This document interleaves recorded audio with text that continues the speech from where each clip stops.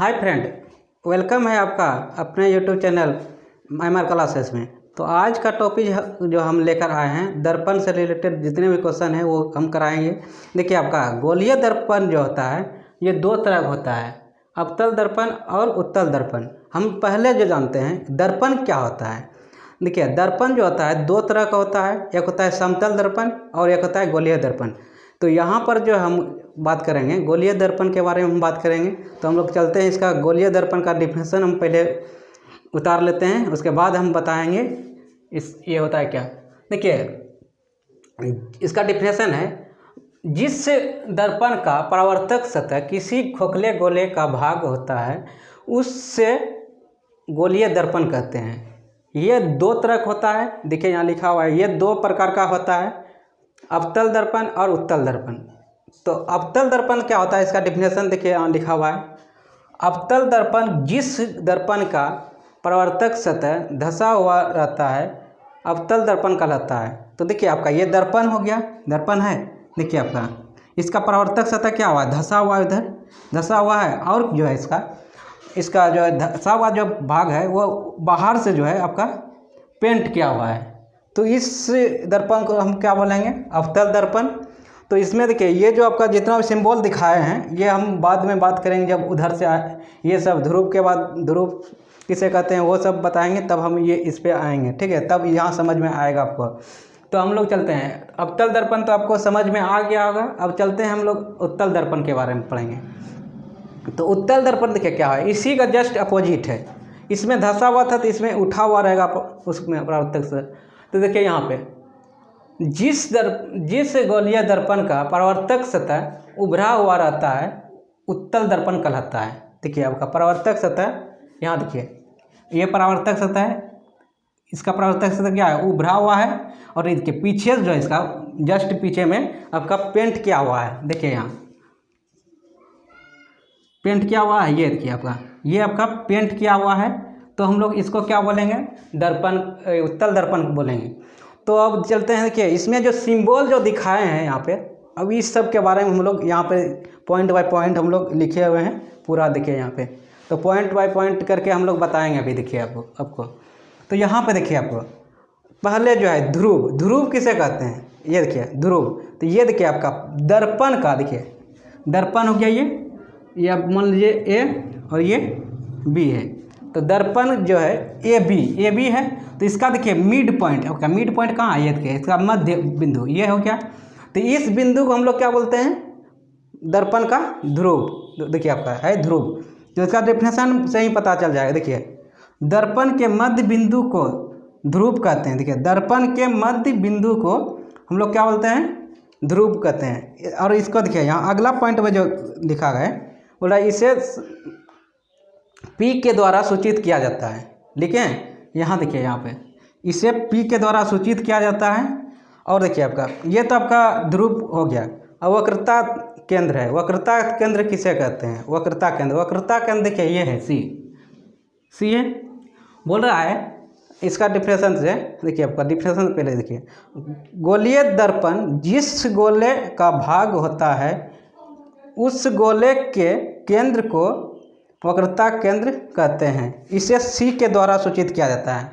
बोल रहा है जो दर्पण होगा, गोलीय दर्पण जो होगा उसके मध्य बिंदु को, मध्य बिंदु कहाँ पर होगा, आज चलते हैं हम लोग। देखिए, ये आपका खोखले गोले था, ठीक है। जब इसका तो एक कुछ सेंटर होगा यहाँ से, और यहाँ से काट के क्या करती हैं, इसको हटा दिए हैं। तब हटाएं तो देखिए ये जो पॉइंट होता है, ये पॉइंट क्या कहलाता है आपका, यहाँ देखिए वक्रता केंद्र कहलाता है। तो आपको यहाँ पे समझ गए। देखिए ये पॉइंट क्या होता है, ये आपका यहाँ समझ सकते हैं क्या होता है। ये गोलीय दर्पण का केंद्र जो होता है उसको हम लोग क्या बोलते हैं, वक्रता त्रिज्या बोलते हैं, वक्रता केंद्र बोलते हैं। अब चलते हैं, एक होता है वक्रता त्रिज्या। वक्रता त्रिज्या क्या होता है वो हम यहीं पे बताएंगे। वक्रता त्रिज्या देखिए आपका क्या होता है, जब देखिए ये पॉइंट को जब मिलाएंगे यहाँ से C से P की दूरी को हम लोग क्या बोलते हैं, वक्रता त्रिज्या बोलते हैं। ये देखिए C है और P के बीच के दूरी को हम लोग क्या बोलते हैं, वक्रता त्रिज्या बोलते हैं, जिससे हम लोग को आर से सूचित करते हैं। तो यहाँ पर चलते हैं, देखिए डिफिनेशन पे, वक्रता त्रिज्या किसे कहते हैं, वक्रता त्रिज्या किसे कहते हैं। तो देखिए लिखा हुआ वहाँ पे, दर्पण के वक्रता केंद्र, दर्पण के वक्रता केंद्र C तथा ध्रुव P से मिलने वाली रेखा को दर्पण का वक्रता त्रिज्या कहते हैं। बोल रहा है यहाँ, देखिए आपका ये पॉइंट और ये पॉइंट जो जब रेखा मिलेगा तो हम लोग क्या कहलाएगा, ये वक्रता त्रिज्या कहलाएगा। उसके बाद नेक्स्ट जो है आपका फोकस दूरी है। फोकस दूरी क्या होता है, तो फोकस दूरी देखिए यहाँ पे, जब यहाँ देखिए ये है और ये P और F के बीच की दूरी को हम लोग क्या बोलते हैं, फोकस दूरी। तो यहाँ पे देखिए लिखा हुआ है इसका डिफरेंस फोकस दूरी का, दर्पण के ध्रुव P से दर्पण के मुख्य फोकस के बीच की दूरी को फोकस दूरी कहते हैं, और इसे जो हम F के द्वारा सूचित करते हैं। यहाँ पे देखिए आपके F के द्वारा सूचित करते हैं। यहाँ देखिए आपका F के द्वारा इसको सूचित करते हैं। तो क्या बोलते हैं कि P से F का दूरी को क्या हम लोग बोलेंगे, यहाँ फोकस दूरी कहेंगे। उसके बाद उसके वस्तु दूरी, वस्तु दूरी क्या होता है, तो यहाँ देखिए एक वस्तु आप मान लीजिए, यहाँ पे हम चलते हैं,